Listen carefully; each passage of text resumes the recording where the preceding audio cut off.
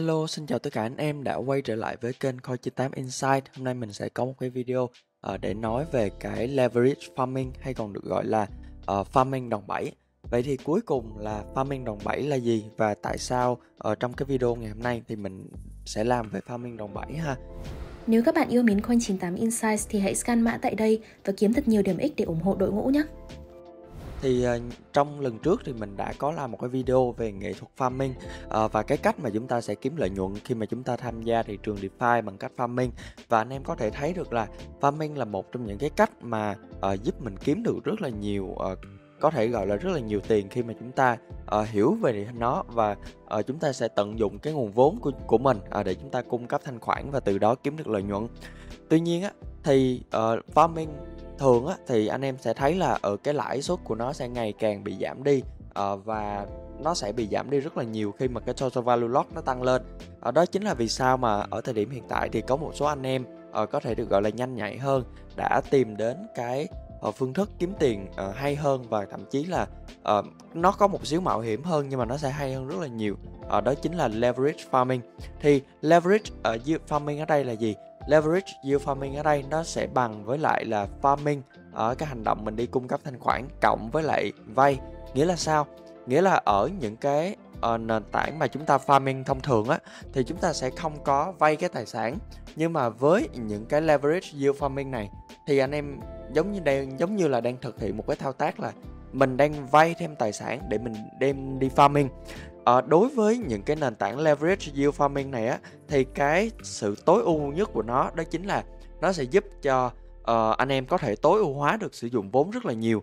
Thì anh em có thể thấy cụ thể tại đây ha. Ví dụ như anh em sử dụng anh em farming ở một cái nền tảng nào đó, ví dụ PancakeSwap, ví dụ Uniswap, và mình sẽ sử dụng cái nền tảng lending ở bên thứ hai. Thì anh em có thể thấy là nếu như mình sử dụng cái nền tảng lending bên thứ hai á, nghĩa là nó ở một cái protocol khác hoàn toàn á, thì mình thế chấp 100% thì mình chỉ vay được 80% trên cái số tiền mà chúng ta đã thế chấp ở những cái nền tảng lending. Đó thì đây chính là vì sao mà cái hiệu quả sử dụng vốn của nó sẽ rất là thấp. Tuy nhiên đối với những cái nền tảng leverage yield farming thì sao? Là bởi vì cái nền tảng farming và nền tảng lending nó gộp lại thành một. Nghĩa là anh em không có cái thao tác là rút tài sản ra khỏi cái lending protocol này.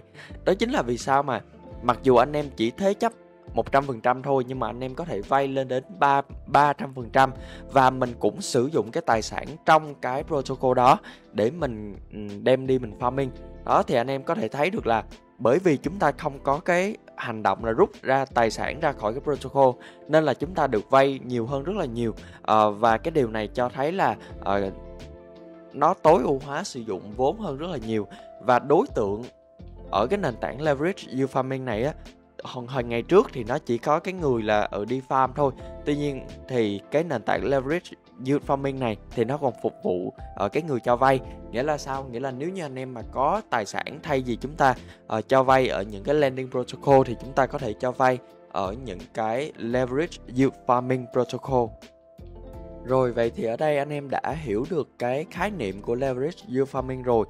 Còn nếu như anh em chưa hiểu thì anh em có thể đọc lại cái bài viết là canh tác lợi suất sử dụng đòn bẩy cùng Alpaca Finance. Thì đây là một cái nền tảng mà leverage yield farming mà anh em nên xem qua để mình hiểu về nó hơn ha.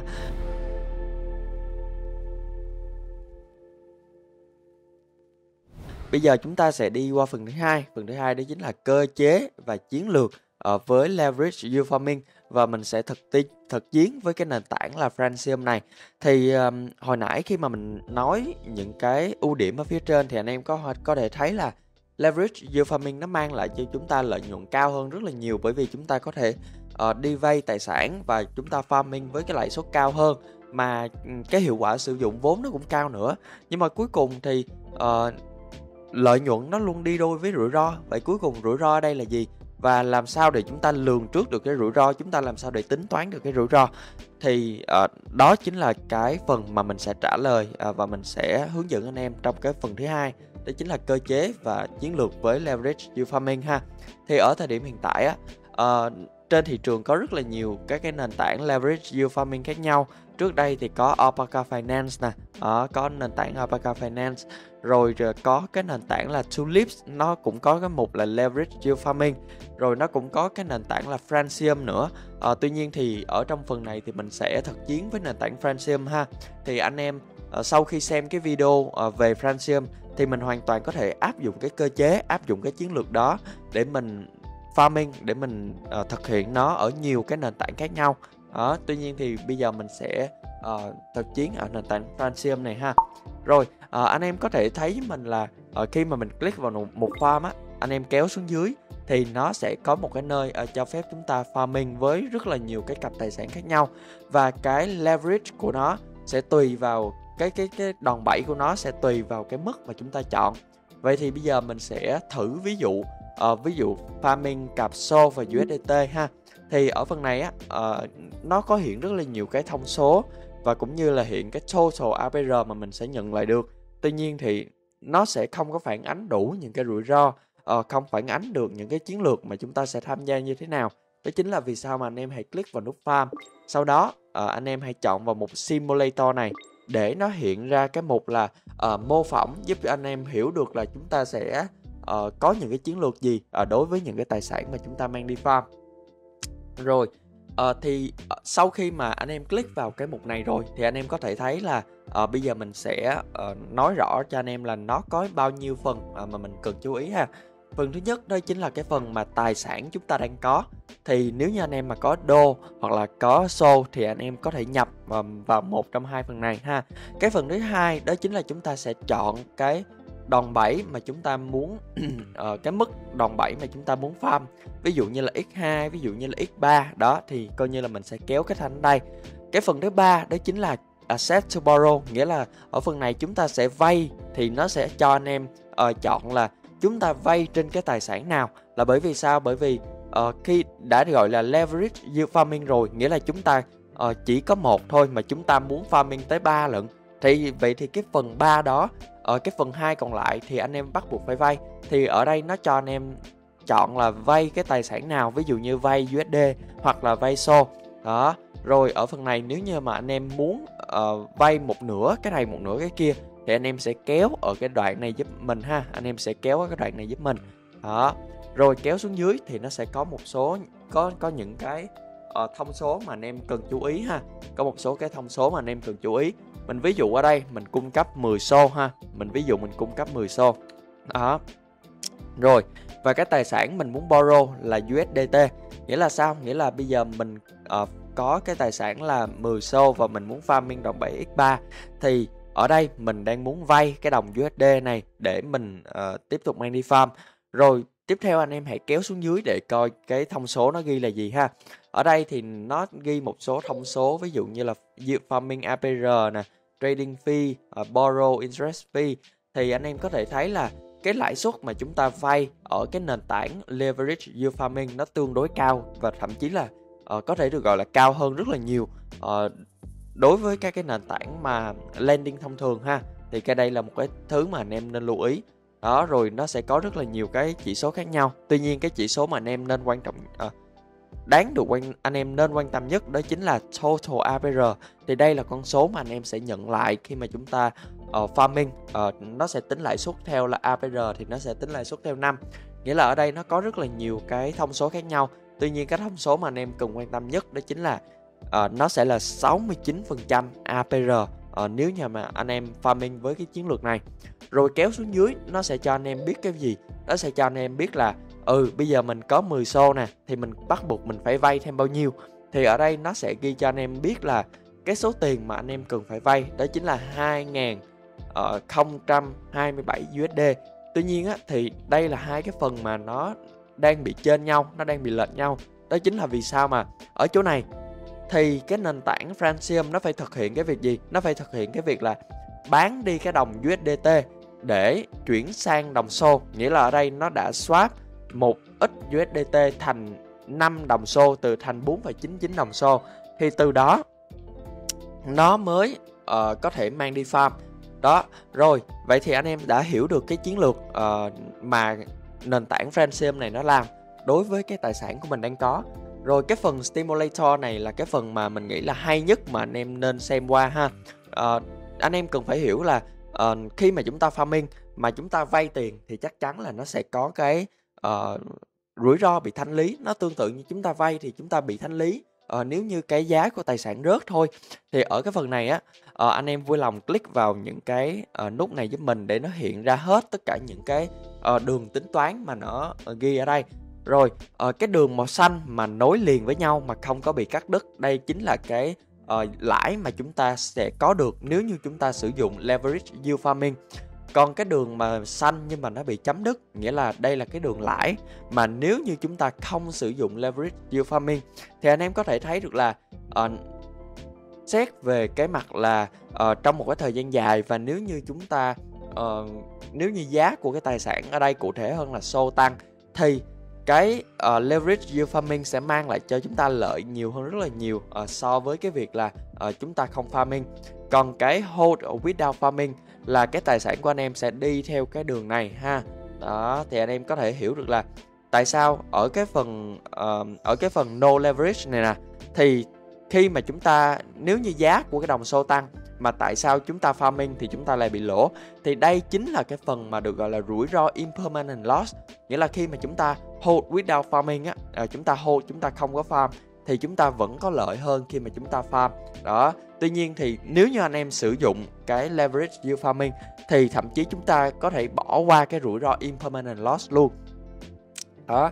Vậy thì nhìn vào đây thì anh em sẽ hiểu được cái gì? Nhìn vào đây anh em sẽ hiểu được là khi mà chúng ta chấp nhận farming là chúng ta bỏ 10 xô, chúng ta farming với leverage nhân 3 và chúng ta vay USDT thì sao?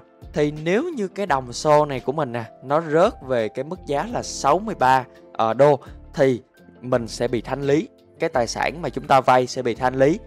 Ngược lại khi mà xô tăng càng nhiều cái giá của xô tăng càng cao thì anh em sẽ không có bị rủi ro thanh lý. Đó, anh em sẽ không bị rủi ro thanh lý. Và thậm chí là cái lợi nhuận chúng ta nhận lại sẽ cao hơn rất là nhiều.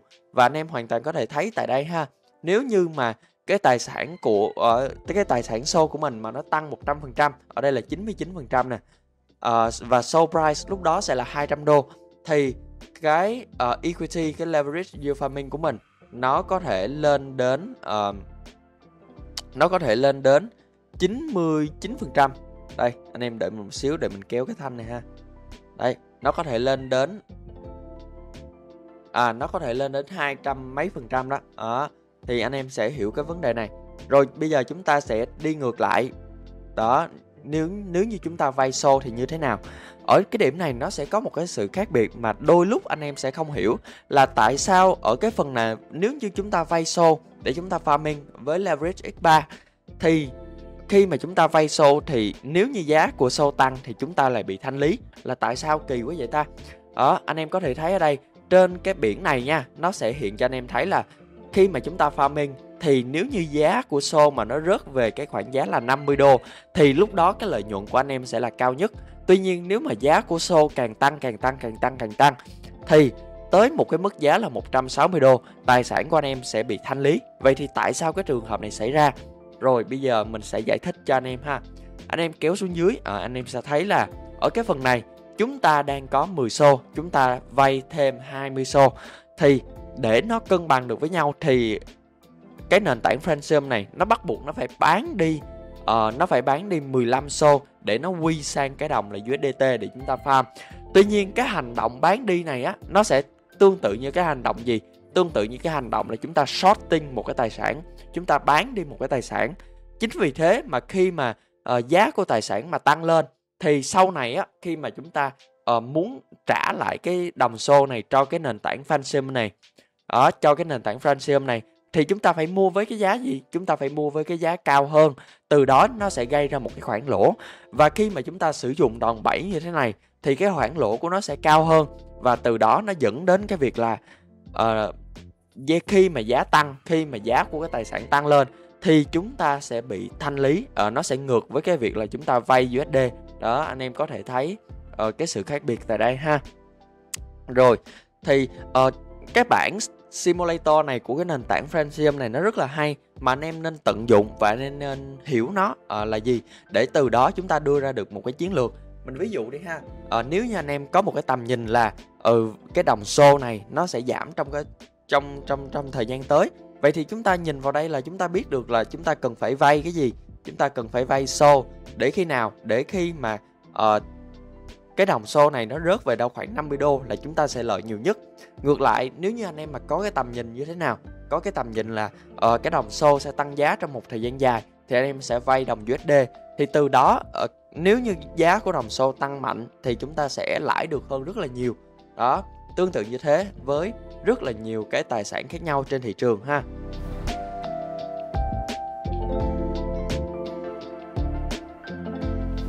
Rồi bây giờ mình sẽ đi đến một số cái lưu ý mà anh em cần phải lưu ý khi mà chúng ta tham gia với leverage farming. Thì thứ nhất đó chính là rủi ro về DeFi. Bởi vì chúng ta đang farming ở những cái nền tảng DeFi nên là nó sẽ có thể xảy ra những cái rủi ro về smart contract, xảy ra rủi ro về rất là nhiều thứ khác nhau mà mình không lường trước được. Nên là anh em chỉ nên phân bổ một cái khoản vốn hợp lý để chúng ta đầu tư. Ngoài ra thì nó còn có rủi ro về tắc nghẽn mạng lưới nè, rủi ro về Oracle nè. Thì chính vì điều đó mà khi mà chúng ta đã sử dụng leverage yield farming rồi á, là chúng ta đã sử dụng đòn bẩy, thì chúng ta nên cẩn thận hơn với cái tài sản mà chúng ta farm. Rồi, một số cái lưu ý thứ hai đó chính là cái việc chúng ta sẽ chọn tài sản. Bởi vì leverage yield farming á, là nó đã đòn bẩy, nghĩa là nó đã sử dụng cái đòn bẩy cao hơn rất là nhiều so với việc anh em farming không đòn bẩy. Đó chính là vì sao mà nếu như giá của tài sản biến động ít thôi thì cái phần chúng ta farming nó cũng sẽ biến động rất là nhiều. Và nếu như chẳng may anh em sử dụng đòn bẩy quá cao thì nó hoàn toàn có thể bị thanh lý. Ở đó thì anh em cần phải lưu ý cái vấn đề này. Cái phần thứ hai đó chính là anh em cần phải dự đoán được giá của những cái tài sản mà chúng ta mang đi farm. Đó, thì đây sẽ phù hợp hơn đối với những anh em mà farming những cái đồng mà có market cap lớn, có vốn hóa cao, và chúng ta sẽ dự đoán giá của nó trong một cái thời gian dài. Thì hồi nãy là mình ví dụ cái đồng xô với đồng USDC thì anh em có thể thấy được là tùy theo cái dự định của chúng ta mà chúng ta sẽ có cái chiến lược chúng ta chơi khác nhau ha. Rồi ngoài ra ở đây thì nó còn có rất là nhiều cái chiến lược khác nhau nữa mà anh em hoàn toàn có thể xem ha. Thì ở đây khi mà mình click vào cái chữ neutral farming này á, thì anh em sẽ thấy là nó khá là hay. Nó khá là hay là thay vì chúng ta mượn một tài sản duy nhất thì anh em có thể mượn cả hai tài sản, thì nó sẽ giảm thiểu cái rủi ro, đặc biệt là rủi ro thanh lý ha. Thì đây là tùy theo cái chiến lược mà chúng ta sẽ tham gia, chúng ta chơi thôi. Đó, ở đây thì nó có cả cái phần là stop loss nè. Đó, nó cho phép anh em có thể stop loss khi mà chúng ta farming, thì điều này sẽ bảo toàn cái vốn của chúng ta khỏi cái việc bị thanh lý. Thì ở đây á, nó sẽ có rất là nhiều cái chiến lược khác nhau, thì tùy vào cái tài sản vay của anh em mà ở đây nó sẽ thay đổi. Từ đó thì anh em có thể tìm kiếm và định cái chiến lược của mình sao cho hợp lý. Rồi cuối cùng thì mình xin cảm ơn tất cả anh em đã xem video này. Mình chúc cho anh em có một năm 2022 đầu tư thật là hiệu quả và có thêm nhiều cái chiến lược để chúng ta tìm kiếm lợi nhuận ở trên thị trường hơn ha. Rồi cuối cùng thì mình chúc anh em một năm 2022 đầu tư thật là hiệu quả. Nếu như anh em chưa like và subscribe kênh Coin98 Insight thì đừng quên click nút đăng ký tại đây để ủng hộ mình và Coin98 Insight nhé. Cảm ơn anh em rất là nhiều.